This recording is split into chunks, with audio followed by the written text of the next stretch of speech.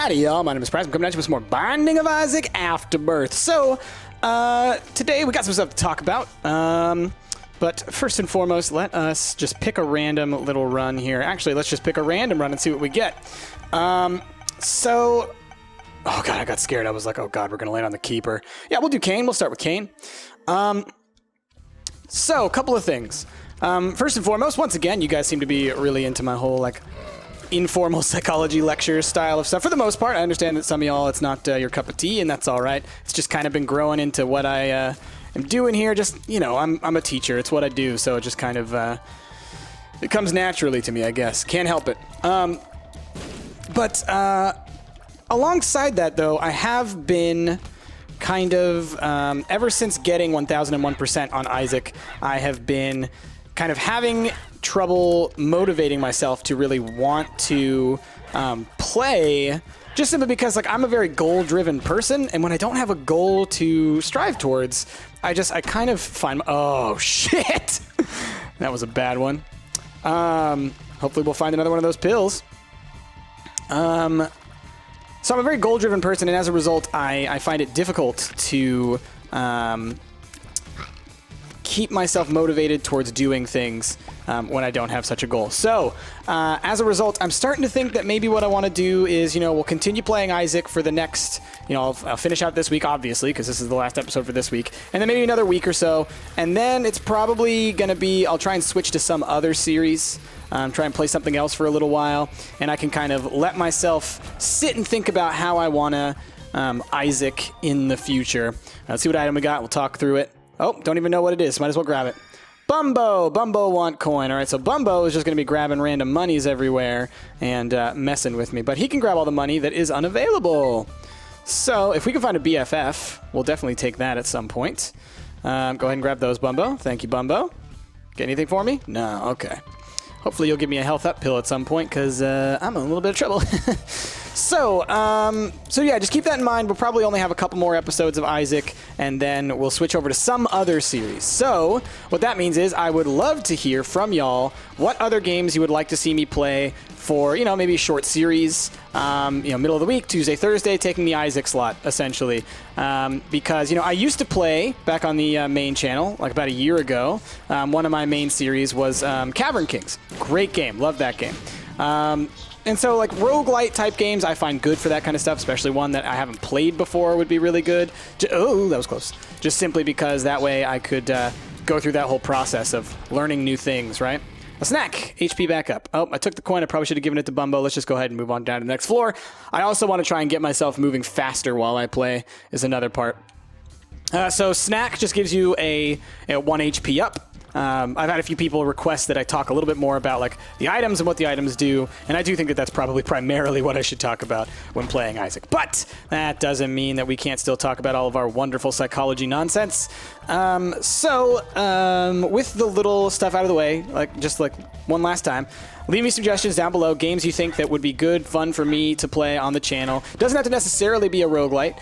It could be, you know, a story-driven game of some sort. If you've been watching my Slime Rancher series, you know I had Sarah come join me. I say join me. She was sitting in the back making fun of me the whole time, which was a whole ton of fun. I enjoyed it. And I would like to get that if I could. And so Sarah and I will hopefully be starting up a series sometime soon. I'm gonna try and lock her down to record something with me next week. Both of us are really busy all the time, so it always makes it very difficult for us to do things like that. Usually when we spend time together, it's like we're watching our favorite TV shows, or we're going out and doing stuff together because, you know, family stuff, or the two of us, just because, you know, that's what you do. It's what you do when you're married. So I'm gonna give that to Bumbo. Come on, Bumbo, eat your coin. So with that out of the way, let me know down below what you want to see me play. And with that, let us go ahead and jump into the rest of this, what we're going to talk about today. So lots of great ideas for stuff to talk about that you guys left in the comments. We're really had to kind of, some of them are, I'm just going to go ahead and say that they are outside of my area of expertise, things about specific disorders and things like that, because I'm not a clinical psychologist, so my knowledge of disorders comes from development. And so if it's a developmental disorder, then I know about it. If it's not a developmental disorder, if it's some other kind of psychopathology, I don't really know a lot about it. But let's go ahead and speak about that. What is it? What do I mean by like a developmental disorder? A developmental disorder generally has to do with the stunting or altered development of normal normal brain development. So oftentimes this happens in utero. So while your mother is pregnant with you, something happens. I talked about this, I think, in a previous one. But if I didn't, the concept of teratogens, which are things that are damaging while you are in utero. And so as a result, those things. Oh, right, we got ourselves a thing. It's great. What was in our other tinted rock here? Was it just... I think it was just keys, wasn't it? All right, let's see what's in our item room. I'd prefer Aquarius between these two, even though I don't have a spacebar item. I think I'll go with Aquarius. Trail of Tears here. So this one just gives you creep that follows you around. All right, so you can leave a little trail of creep there. I didn't really explain Bumbo. Bumbo will take coins, and he will essentially try and he will eat them, and he will slowly grow in power and become a pretty strong familiar as we move along. Oh, don't you steal all my nickels! Ooh, you jerk. Oh, well, he beefed up a little bit. Now he shoots tears. You see, he's got a couple of different levels. Let's see what's in our shop, because we do have plenty of keys. Ooh, that would be good. Nice, a half price... more options, is that what it's called? Yeah, more options. And let's go ahead and blow this guy up because we can. A nickel I will take. And it would have given us an increased devil chance by doing that, but we already had 100% because we're on the Caves 1. All right, let's fight our boss, and then we'll talk some more psychology. It's Monstro that never jumps, I believe. Like, never does the big jump. I think he just fires at you. But he's tanky. Oh, nice. Take him out, Bumbo. Okay, so developmental disorders are ones in which your development is stunted in some way, and as a result, that affects your normative brain function. Now, some disorders are personality disorders. They're like phobic disorders. Anxiety disorders are not always based in biology. They can be based in trauma. So, one extreme trauma disorder that many of you have probably heard of that is both biological and psychological in nature is post-traumatic stress disorder. And so these are all things that you have to consider. Got some here. Which one of you? Are any of you the health down? I know none of you are a health down. Okay, we're going to take both of these, I think. Where y'all at, you jerks? Because Guppy's Tail is great because we do have... the bent paper clip. I don't know what it's called, actually, now that I think about it. You go ahead and have those, Bumbo. All right, so we are going to take both. So Guppy's Tail is going to make us more likely to spawn chests of all types. But since we have this little thing over in the lower left corner, a trinket, the bent paper clip or whatever, that gives us free opening of golden chests. Let's grab a theme. And so a theme, I forget exactly what it is. It has to do with you leave those rings. I think when you get hit, maybe it does it. All right, so let's do paralysis. Okay, let's do this one. Lemon Party. Okay, let's do this one. Retrovision. Let's do this one. Addicted. Okay. Moving on to the next floor. So I also didn't talk about more options. More options just means now every one of our item rooms is going to be one of those ones with 2 in it instead of 1. So we get to make a choice. So that's definitely a good one to get. If we want to get an increased devil chance, we could try and kill Judgy over there. Ooh, if I could get these guys to blow up in the right spots. Yeah, can I get you to come blow up over here? Although now that I think about it, I'm not going to be able to get to that, so why does it matter? All right, let's just blow y'all up. Okay. Doot. All right, I would like to be able to kill you right there, just to see what it is. Okay, cool. Man, Retrovision's still sticking around. I didn't realize that it would follow me onto the next floor, but I guess it does work like Are You a Wizard in that respect. Okay, so there are some disorders that are developmental and some that are not. So because my specialty is human development or developmental psychology, that's the stuff that I know about. So just keep that in mind. So, what else did y'all ask about? Okay, so one quick question that was kind of like a follow-up to something that we talked about last time. And this one came from Papa Plays. I am familiar with Papa Plays. We talk on Twitter from time to time. And I know you're still waiting for Rebirth to come out on the PS4, so I am sorry, buddy, that you're having to wait so long. Hopefully that shouldn't be too long. I think it's coming up sometime soon. Not Rebirth, Afterbirth. He asked about tinnitus. And so tinnitus is a disorder in which you essentially hear high-pitched sounds constantly, all right? Now, from what I understand about tinnitus, and there may be multiple forms of tinnitus, is that generally its source is hearing damage. So it's damage to the inner ear cells. That's what a thame does, by the way. God damn it! Damn it! We got hit so many times there by those stupid blue guys. Okay, but we were able to get a black heart back, so it kind of evened out, sort of. All right.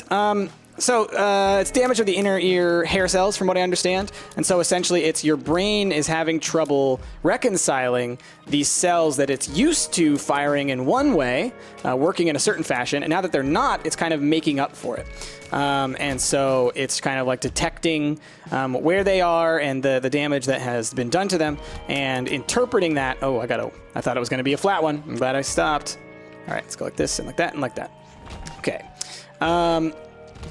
And I mean, that's basically as far as my knowledge of tinnitus goes.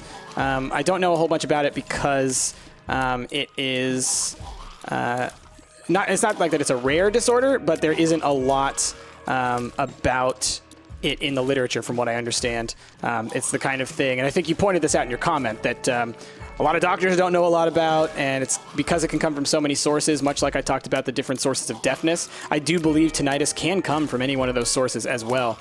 You can think of it just like color blindness. So instead of being like fully deaf, right, you have a sort of partial form of deafness. But what it would represent if it were damage in the inner ear hair cells, it would essentially be like you're no longer able to hear a certain frequency of sound. You've lost that ability because you've essentially damaged those cells. And that happens to all of us. You know, as we age, all of our hearing fails, but especially if you ever work in a place in which you are exposed to repetitive, loud noises. And now we're not talking about consistent loud noises.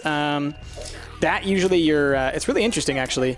Your inner ear, those bones that I talked about, there is a muscle attached to those bones that when you hear something really, really loud, that muscle locks up. It locks those bones in place. And it's essentially to protect you from damaging your inner ear by those bones moving too quickly and too powerfully, and thus maybe rupturing either your eardrum or the inner ear window to the cochlea. And so what happens when that effect goes into place is that experience that we have of your ears ringing when... come on, dog. Really? That sucked. Well, at least we got into there. I can see forever. What kind of pills we got? Man, we have just got a shit pill rotation, don't we? Just a shitty pill rotation. I've been being really bold with the pills because I'm like, oh, you know, maybe we're going to be lucky. We're freaking Cain, but we have been unlucky with all of our pills. Okay. So that's the ringing in your ears that happens when you're exposed to a really loud noise. What happens, though, is that takes time. It's a reflex, and it's a slow reflex, all right? It's on a very slow neural circuit. So as a result, the space between that, when you hear the loud noise and before that muscle kicks in, is the place where you can essentially experience hearing damage, to where your cilia, the inner ear hair cells of your cochlea, can be exposed to too much force, because remember that sound is essentially just a wave of air pressure, right? It's pressure. So if there's too much pressure, you're going to rupture some parts of your inner ear, and so that's what we want to prevent from happening. But before that muscle kicks in and protects your ear, you obviously have a short period of time where that damage can be done. So if you work in things like construction, if you work in things where you're exposed to lots of periods of quiet with then periods of loudness, that's where you're most likely to suffer from hearing damage due to environmental factors. All right, I need to start feeding Bumbo some of these. I can see forever is a good pill. Range down. My goodness. What about you? Speed up. All right, we finally got a good thing. Our range went from 1775 to 1575. That's lame. Our range is actually really short. Holy crap, y'all. This is a shit run, is what I would like to call it so far. Oh, God. Mostly of my own doing by taking too many pills, which you shouldn't do. We also haven't gotten any damage ups, which is making this real frustrating. Cain has a slightly higher base damage, but still... come on, get him, get him, get him. All right, that worked. Got ourselves a... we ended up making out like a bandit there. All right, can you come grab this coin, please, and stop moving so damn slowly, Bumbo? All right, what do we got here? We will check what this red card is. It is a 2 of spades. We'll use it just because we can, and we'll do that. And we'll keep it moving on. We'll hold on to this I Can See Forever pill just basically, for the next floor. All right, so do I have anything else that I wanted to say about hearing loss? I think that pretty much covers it. So that's the extent of my knowledge there. Sorry, I don't have much more to say on that because, again, psychology deals with certain aspects of these things, and many of what you're asking about with when it comes to tinnitus, that's a much more of a medical question. So beyond that one, there was a really interesting question about the development of preference, and there's a lot of research into this. There's also, it's a very difficult thing to research, and there's no one answer to how or why you might develop certain preferences, but there are certain really interesting things that we do know about. Come on, are you kidding? I'm getting hit so much left and right. All right, well, between these two, we obviously take the pinking shears. So the pinking shears is going to be awesome. That's actually going to play into a certain, another topic that someone had earlier. Come on, pinking shears, do your dang duty. Come on, just don't get hit. Let the pinking shears do the work, and you just avoid getting hit. All right, we did not get a devil deal, but we did get tooth picks, so that gives us a -3 on the tiers, and then it gave us a small shot speed upgrade as well. Okay, we went to our item room, we went to our shop, we went to our boss fight, and we did not get a devil deal. All right, moving on to the next floor. So, taste preferences. There are a lot of really interesting things that influence what you prefer and what you don't like. So many of these things, it does come down to a gray area of we don't know why a lot of people like certain things that they like. Let's go ahead and use I Can See Forever. I do want to open this. All right, I'll take it. Bumbo, get in there. I wish Bumbo was just a little bit bigger so that he could start smashing things. Hopefully we'll get a little bit more money on this floor.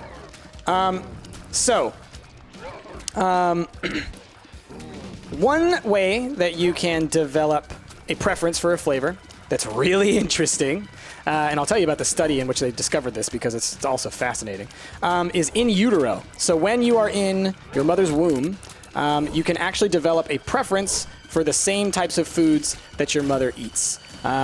And it's really, really interesting how this happens, the mechanism for it, and it's also really, really interesting when you think about kind of the implications of it evolutionarily, but also kind of the some other really interesting things there too, because you actually can. There's a lot of things you can develop in the womb, and so first and foremost, the study in which they conducted this, or one of many studies, looked at the amniotic fluid inside of the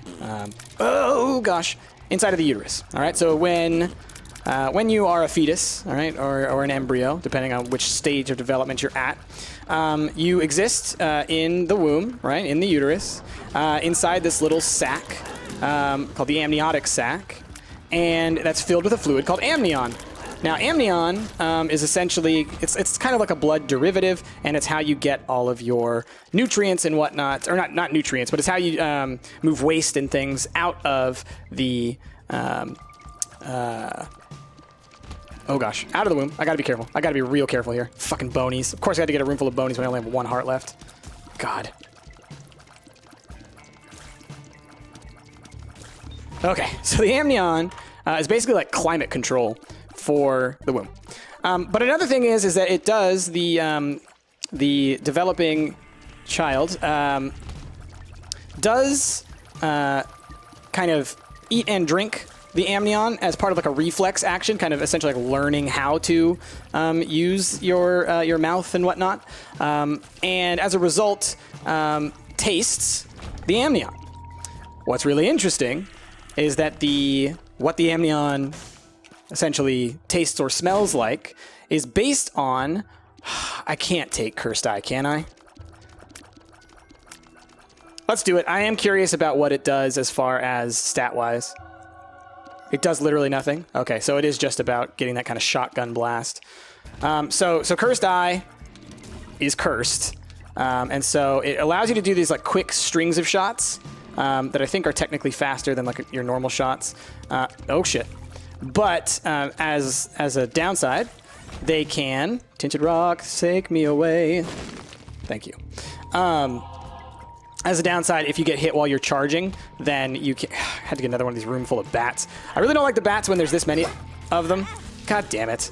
Because they just swarm you like that. That's why I use my pinking shears, because I was like, well, I'm going to get screwed anyways. Well, might as well go in here. Great. Thanks, game. Make me waste my dang thing. Got to make sure to try and hit them with that black... ring whenever it pops up, because that totally gives us a chance to get a black heart there. Okay, so the amnion. It actually adopts the like kind of chemical constituents and components of the mother's diet to an extent. And this study that I was talking about that I thought was like super crazy interesting. Hey, Bumbo's full size now. Thank goodness. They essentially, what they found was that in women with high garlic diets, that their amnion, when because this is often done in order to determine, the health of the fetus, is you essentially extract some of the amnion, with a needle, essentially, and you can test that for all kinds of genetic things. It's very, very useful to be able to do that. Now, Bumbo's going to be so good for us now. Now what they found, regular old fetus or Ludo. I kind of don't want fetus. I think I kind of want Ludo. Let's do Ludo. I know we had Ludo not too long ago, but I do not feel like messing with regular old fetus. Fetus in a jar. As I'm talking about fetuses. What they found was that the amnion of those women who had a high garlic content diet smelled like garlic. And when you tested it chemically, it essentially had many of the components, nice, goat head for free, of garlic in it. And really, really, really interestingly, infants that were born to these mothers, when they, after they were born, if you... when you do test preference, you can do taste preferences. Sorry, when you test taste preferences, that's what I'm trying to say. In these infants, or in any infants, what you essentially do is you kind of, put them next to some things that have certain smells to them, and you see which ones they go to first. And you continue to do these tests over and over and over again, because infants are very reliable, and they essentially will continue to make the same choices over and over and over again. And also we got Cricket's head. All right, let's watch our damage go up. Boom! Plus 3.77. That's huge damage boost. Thank you, Cricket's head. Papa bless. So infants are really reliable, and what they found was consistently these infants that had the mothers that had the high. Let's see. Let's go with what floor are we on? Flooded Caves 2. We got a couple more floors. I'll take a steam sail. I'll risk that, and then we'll also grab a Spirit Heart just to be on a little bit on the safe side. I like that we have a battery out here, because we can go in here, use our pinking shears. And then we can pop back out, because we do have goat heads. We don't have to worry about it, in case we end up fighting what's his jerk inside the. In case we end up fighting Krampus in here, and I can do it again. Get out of here, Krampus. No one wants your nonsense. How easy was that, huh? All right. So what did we pick up recently, just so we can talk about items? So Cricket's head, we got a huge damage up. I believe it's a damage multiplier, ×2. I'm not positive, but it's a pretty huge damage boost nonetheless. We have Goat's head, which gives us automatic devil deals. We have Ludovico technique, which allows us to control our tier as this sort of remote controlled tier. We have Steam Sale, which makes things half price. We got less than 3, which is that little heart looking thing over there. That gave us an HP up, plus if you had other heart containers, it would have filled your hearts, I think up to 6 hearts, something like that. And then we got Lump of Coal, which makes your tier larger and do more damage the further away it travels from you. And with Ludovico technique, this is really interesting, because if you look how far away it goes, it gets huge. Pretty cool, huh? All right, I think we will go ahead and, yeah, we went to our shop, we went to our item room, let's move on to the next floor. Okay, so in these women who had these high garlic diets for their infants, their babies, they showed a preference for garlic. It's not for all foods that this happens, right? It just seems to be for some things. We don't know all of it. But this also, and this is like a really, really weird thing, but also interesting, for mothers who smoked, which, you know, just PSA out there, you're not supposed to smoke while you are pregnant. It reduces the weight of the infant. Essentially, they are restricted of oxygen, and that can lead to a whole host of health problems. So if you are ever planning on getting pregnant, do not smoke cigarettes or really do any kinds of illicit drugs while pregnant, because it will, pretty much every drug that we know about has negative effects in the womb, all right? I'll go ahead and say it, you know, even marijuana as well. So I know there are a lot of people out there going to be like, what? You're going to tell me I can't? I get it. But the research basically shows that there are some negative effects associated with that on fetuses. So just little PSA there when talking about this kind of stuff. So, but what they did find in these studies, because it used to be a very common thing, was to smoke while you were pregnant, because it reduced the baby's weight, and as a result, that made it easier to give birth.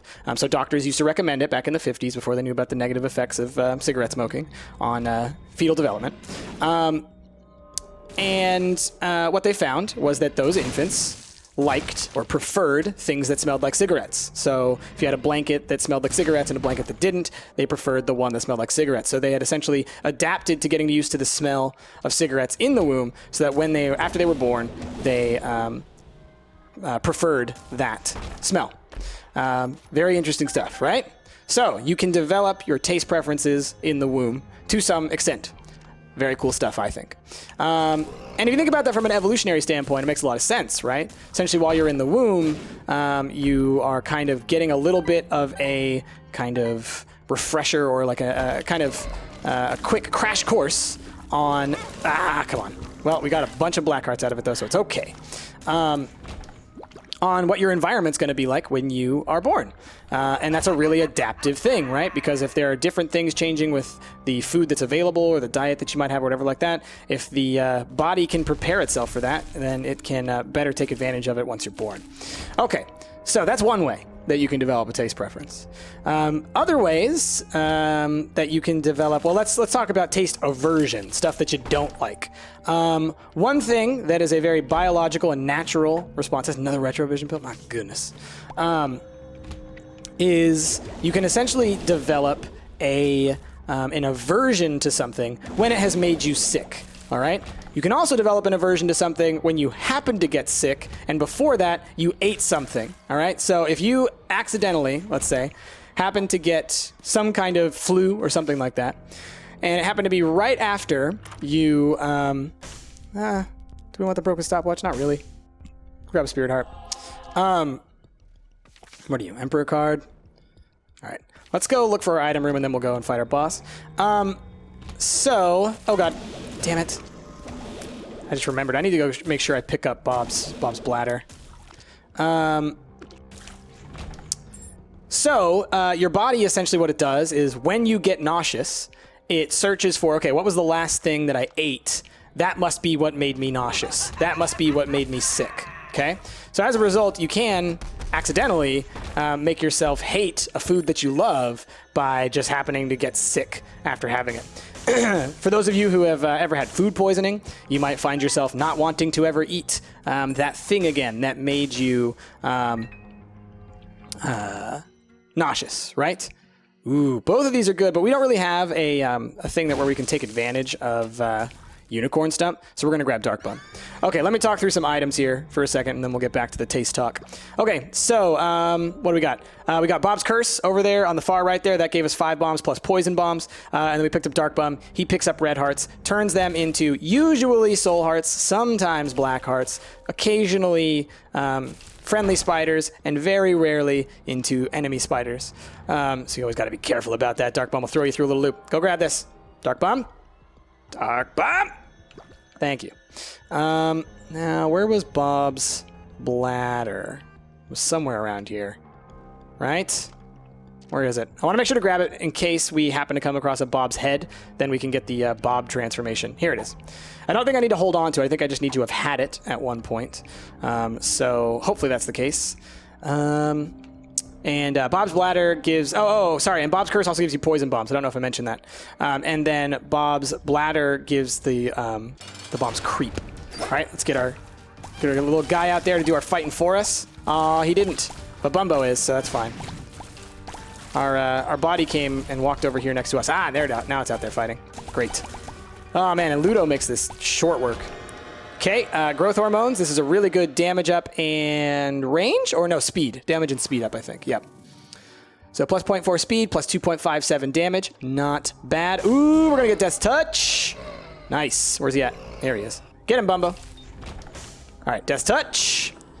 So this gives you piercing shots and another big damage up. So we're at plus 2.97 now. We just got a ton of damage, and we're going to go grab ourselves a nice little battery. So we're good to go for the next floor, and we'll hold on to the Emperor card. That can help us on one of the last floors just to kind of skip ahead. Okay, so taste aversion. So the thing is, you might find yourself not wanting to eat that food again, right? Mentally, psychologically, you're like, that, sushi gave me food poisoning. I'm not going to eat sushi again for a while, right? You have that mental block. But there also becomes a physical block where if you got it really bad, when you smell sushi, your body might become nauseated just in anticipation, essentially assuming that that's going to make you sick, and so telling you, don't eat this, it's going to make you sick. These taste aversions can last for a very long time. Now, there's a really interesting... I knew you were going to do that. There's a really interesting thing that happens with taste preference and aversion when someone is pregnant. Essentially, all right, let's start at the beginning here. Throughout your life, right, when you're eating foods, your body is, to a degree, recognizing where you get certain basic things from. The foods that you eat, what are you getting out of them? And that's kind of what your sense of taste is all about, right? It tells you, okay, there's this much, essentially, acid in this food. There's this much... sodium, right? The salt, right? When you taste something salty. There's this much sugar. There's this much fat. There's all these things that you need. That's essentially what your sense of taste is kind of searching for. Now, when you are pregnant, you need, lots of food, right? Oh, I should have done the other side. There's tinted rock there. Whoops. We will blow it up, but just wanted to do that. Okay. I was hoping that little Mr. Man over here, Bumbo, would come and grab these things, but he looks like he's a little glitched right now, a little borked. I will waste 2 bombs just to be sure I don't have to walk on spikes. What's really interesting about when someone is pregnant, they have to eat a lot more, and B, they need to make sure that they're eating the right specific things at specific times in the fetal development. Bumbo keeps dropping random bombs, by the way, if you're wondering why those bombs keep appearing. All right, we're good there. What happens, and you've all probably heard of the concept of cravings when someone is pregnant, having like weird cravings, like, oh man, I could really go for like pickles. Oh man, I could really go for ice cream. Oh man, I just really, really want a cheeseburger, right? These kinds of things. Usually what are craved are very flavorful items. And this is essentially because it's your body telling you, okay, this is where you can find sodium, which is the thing that we need a lot of right now. This is where you can find fat, which is the thing that the developing fetus needs right now. different points in development, the fetus needs more of certain things, less of other things, and as a result, those cravings kick in. Ooh. Well, we're going to grab Bob's head out of this experiment here. It did not transform us. That sucks. I thought we would get the Bob's transformation, but maybe we need to have Bob's bladder with us, I guess. I don't know. I'm not exactly sure how the Bob transformation works, but I was fairly certain that you just had to have all three, but maybe you do have to have Bob's bladder on you. Oh, well, I wouldn't have taken Bob's bladder with me on that kind of a thing, and we didn't miss out on too great of an item anyway. Leech wasn't going to really do too much for us. We don't even have red hearts, so all we would be getting out of it is a little bit of passive damage from a follower. Bob's Rotten Head, for those who might be wondering, it's essentially like a two-use bomb. Just like once your spacebar item is ready, then the bomb, you can use it and throw it like you saw me do, and it's essentially just like a big bomb. Oh, didn't mean to do that. Let's get a black heart out of it though, so we're fine. Okay. Obviously we missed out on both Boss Rush and on Hush, and that's fine. That is fine. Hey, 9 lives is gonna screw our hearts, but I'll take it. Oh, it didn't. I thought it was gonna take us down there, but I guess I was thinking like if you're Blue Baby. All right, so Dead Cat, 9 lives. That gives us obviously 9 lives. It reduces your red hearts down to 1. If you're Blue Baby, it reduces all of your hearts down to 1. So that's why I had that moment of confusion. It is also one of the parts of the Guppy transformation, which is also like Guppy's tail. Okay, we're gonna try and speed through this now. So that's cravings in pregnant people. So anything else I can say about taste preference? I mean, at the end of the day, the rest of things about preference, it comes down to essentially emotional attachment and experience. Hey, that guy popped up way too close. Not cool with that. And so it really just comes down to your experience with it and how you associate that emotionally, and then thus your brain kind of associates that with a good thing. That in combination with how naturally desirable is that thing, okay? So does it have a lot of sugar in it? You're likely to like it.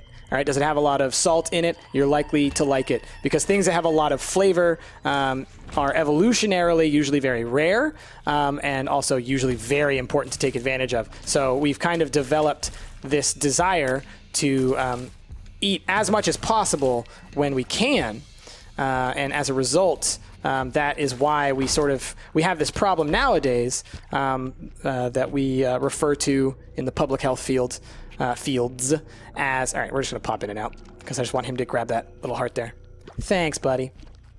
Of the obesity epidemic, right? And this has to do with, essentially, we've reached a point now where we can produce hyper-nutritious food that has so much energy, so many calories, and that, is something that our species has been exposed to for a very short period of time. We're talking barely any time. And we haven't adapted to that in the way that we store that food. And overall, that is not an evolutionarily bad thing to have a whole bunch of stored energy. That's actually a very good thing. But in the current way that we live, man, I'm lost as heck right now. In the current way that we live, though, we don't burn the type of energy that we consume. All right, and so as a result, it's at the end of the day, putting on weight is essentially it's calories in versus calories out. If you don't use all the calories that you take in, then you're going to have this kind of. We'll take Empty Vessel. That's the one that gives us random stuff for. Yay, we're back in the devil room. Random stuff for having an empty vessel, and empty heart containers, or no red heart containers, I guess. Okay, so... Oh, also, I didn't talk about the... Why am I flying? What transformation did I get that made me fly? Or does Empty Vessel make you fly? Maybe Empty Vessel makes you fly, and that's why I have the little tail, and that's why I had the tail last time, and I was like, why do I have this little tail?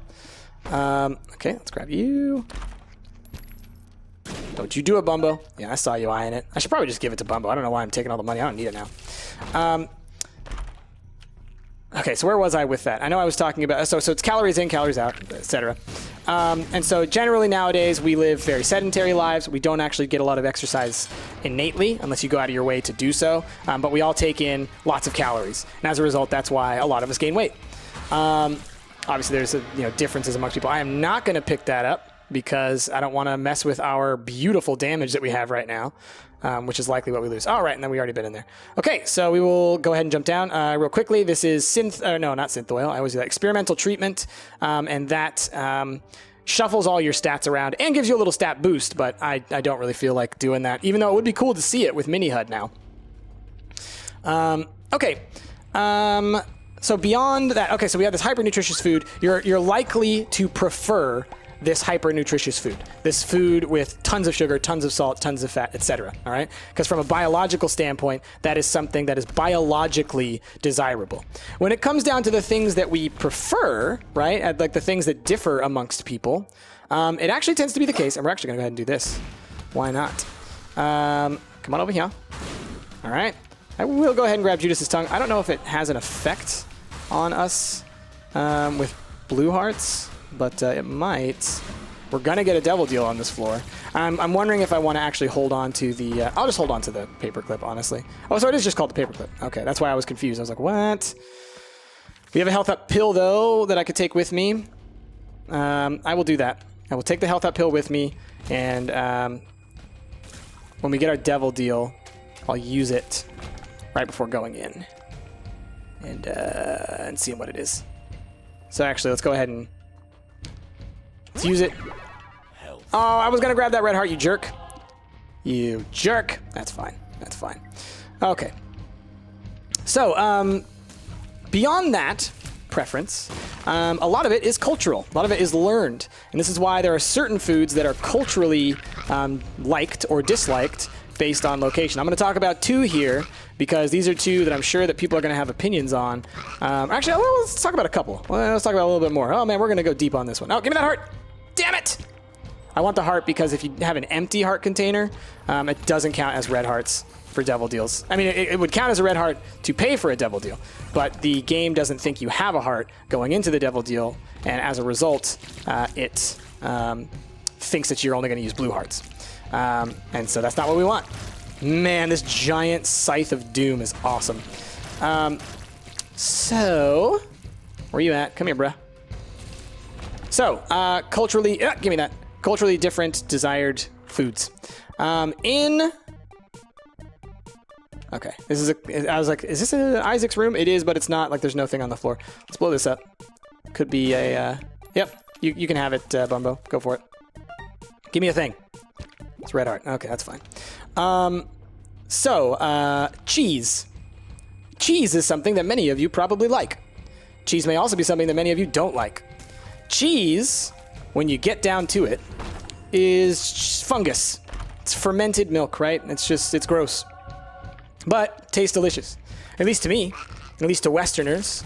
But it turns out that in many parts of the world, they find our like of cheese pretty gross. Because of the principle behind what it is, right? It's a fungus. It's essentially spoiled milk that you've cultured.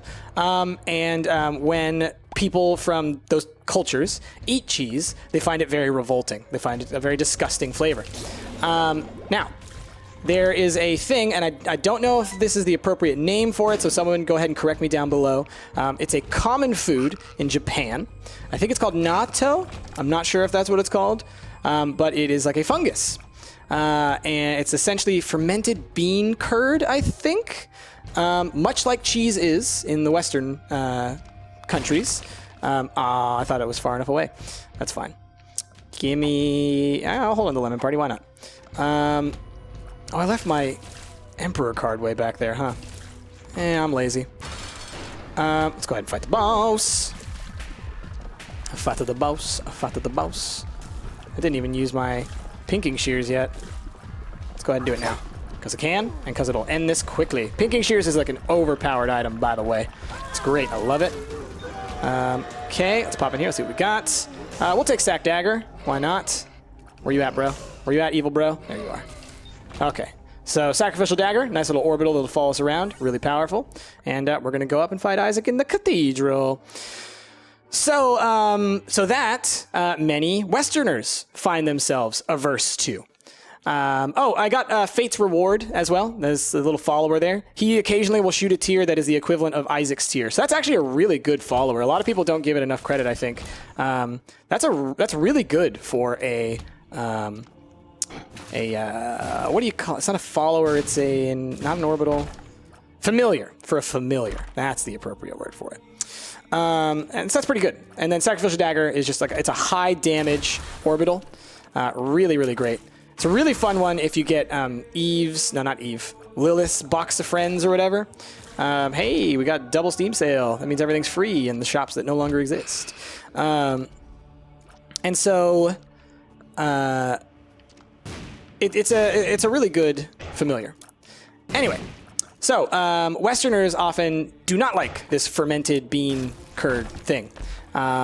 And they will cite similar reasons. They will say, oh, it's gross, it's a fungus thing, it's this, that, the other, blah, blah, blah.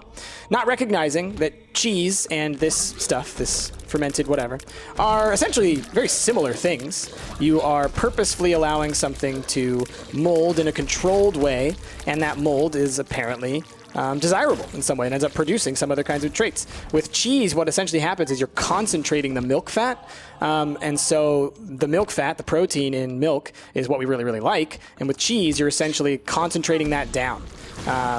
And as a result, that's what makes it really good. I assume that something similar is going on with this fermented bean curd thing, but again, I don't know much about that, so take that with a grain of salt. But what I do know is that both sets of cultures tend to be to enjoy one and be averse to the other. Now, another thing that's really, really interesting is there are some other biological preferences that are genetic in nature, and this one I find possibly the most fascinating out of all taste preferences in the world. And it's a taste and smell preference thing. And this is cilantro. Many of you are probably familiar with cilantro. It's very common in Spanish or Mexican cooking.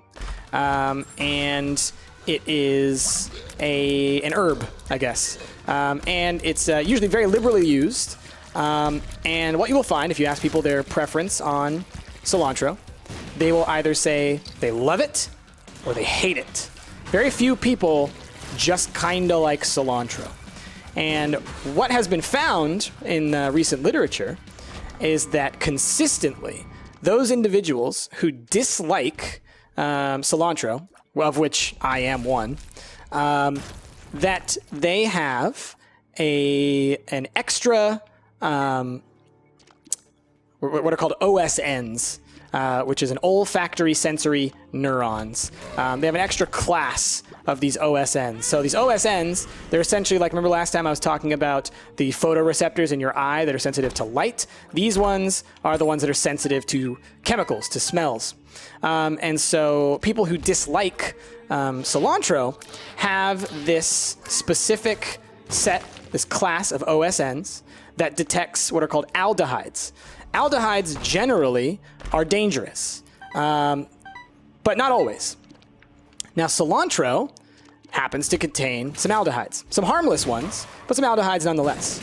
People who have this extra OSN that detects these harmful aldehydes also have it apply to the cilantro.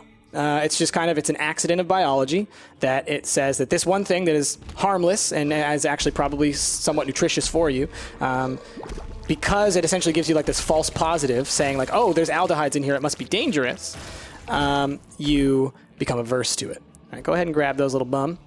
Let's go fight our boss here. Okay, see, you've got a bad spider there. Rude. I didn't mean to waste that. That's fine. And I think there was a battery on the ground too, so we can go grab that. So let's do this. Let's do this. Go ahead. All right. So when you have this extra olfactory sensory neuron class, because you don't ever have just one. You always have like hundreds, thousands, millions of these things all across your nose. You show this dislike. If you don't have that, you show a liking of it. And so this is a genetically based preference, right? Coming from a very chemical, physical place. It's thought, because it's amongst certain groups of people, that this is a common trait. It's thought that wherever those groups of people kind of developed, this sensory neuron kind of was brought back in to our genetics, because we have a lot of genes that they kind of lie dormant unless they're brought out by the environment. All right, we're gonna take hot bombs. Hot bombs gives us a little fire on our bombs, also gives us +5 bombs. We're gonna take Blood of the Martyr, which gives us a +1.66 damage up, not bad. And we'll take Little Chub. He's a little follower who will fire out like a tear, but he's kind of powerful. He's pretty cool. Okay, so there's a genetically based preference. Really cool, isn't it? Yeah, it's thought that the peoples who developed this kind of reintroduced, based on environmental pressures, this OSN through dormant genes by being exposed to high levels of these aldehydes in the environment that they were kind of living in. All right, so you wouldn't necessarily call that evolution. It's not like there's a huge difference between these people and other people, but it is the kind of thing that you would say is like the basis for potential evolutionary change, in that it's genetic diversity, right? So there are now people who can take advantage of foods that contain these harmless aldehydes, and they're the ones without the OSN. And there are also people who won't take advantage of harmless aldehydes in order to prevent their exposure towards harmful aldehydes. If there were to develop some kind of really dangerous thing that was going to expose lots of people to aldehydes, those people who had this OSN would likely survive, because they would not eat that thing, essentially. All right, hopefully that made sense what I was trying to say there, but essentially there are some people who have this gene, there's some people who don't, and overall that leads to this preference for whether or not you like cilantro. For those of us who don't like cilantro, it tastes like frickin' soap. It's gross. For those of you who like it, I don't know, what would you say it tastes like? I would actually like to hear down below, what does cilantro frickin' taste like? Because to me, it tastes like soap, and it's gross. But I know that some people hear that and they kind of go like, what are you talking about, man? And so yeah. Well, let's sound off down below. What's your opinion on cilantro? I'd actually like to hear, now that we talked about it a little bit. I'm actually really, really excited to hear about that. Okay, there's one last thing I wanted to talk about, or at least that I can talk about in this short period of time, because we're about to find our boss, I'm sure, is someone asked about chickens running around with their heads off. Okay? Why is it that this can happen? Can this happen in people, or why can't it happen in people? What's going on there? What's this nonsense?